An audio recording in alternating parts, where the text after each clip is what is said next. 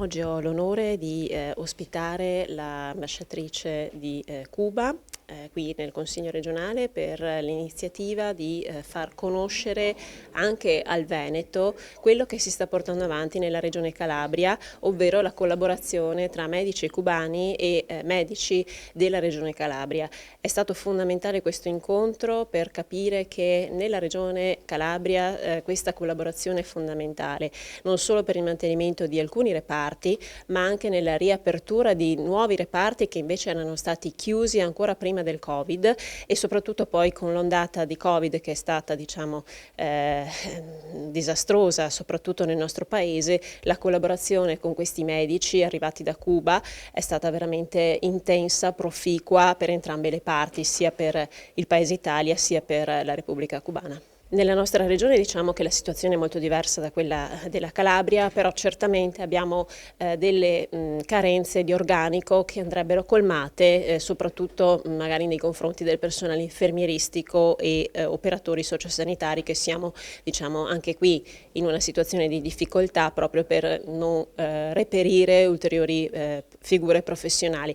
Quindi diciamo che nel medio periodo potrebbe essere una possibilità, ma dobbiamo prevedere assolutamente di assumere più personale per far fronte alle grandissime sfide che abbiamo per la sanità pubblica, perché la sanità pubblica deve essere messa al centro. Abbiamo perso, purtroppo, l'abbiamo visto oggi con i dati, 8.000 operatori sanitari nella nostra regione che hanno lasciato il Veneto per altre regioni o per andare all'estero, e questa cosa non la possiamo accettare, ma soprattutto hanno lasciato proprio la sanità pubblica a favore del privato, dove sappiamo i numeri sono in aumento, le prospettive anche di far carriera sono decisamente superiori, anche il trattamento economico e la situazione lavorativa poi all'interno delle strutture private è migliore di quella pubblica, cosa che appunto fa preferire da parte degli operatori la sanità privata.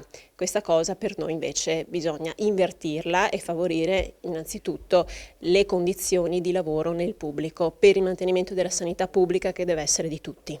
Bueno, agradezco la iniciativa de encontrarnos hoy en el Consejo Regional del Véneto para hablar de la experiencia de colaboración cubana en Calabria de los médicos. En el 62 aniversario del inicio de esta colaboración a nivel mundial. Un día como hoy, hace 62 años, se inició esta colaboración con la primera Brigada Médica Argelia. Ahí inició.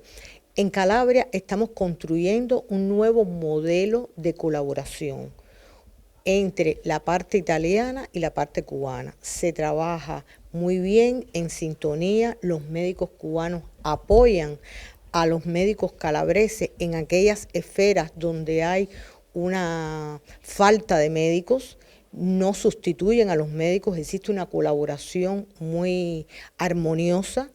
Yo creo que cuando llegaron había algunas expectativas que no se sabía cómo iban a hablar italiano, cómo estaban preparados, y eso se ha paliado con creces.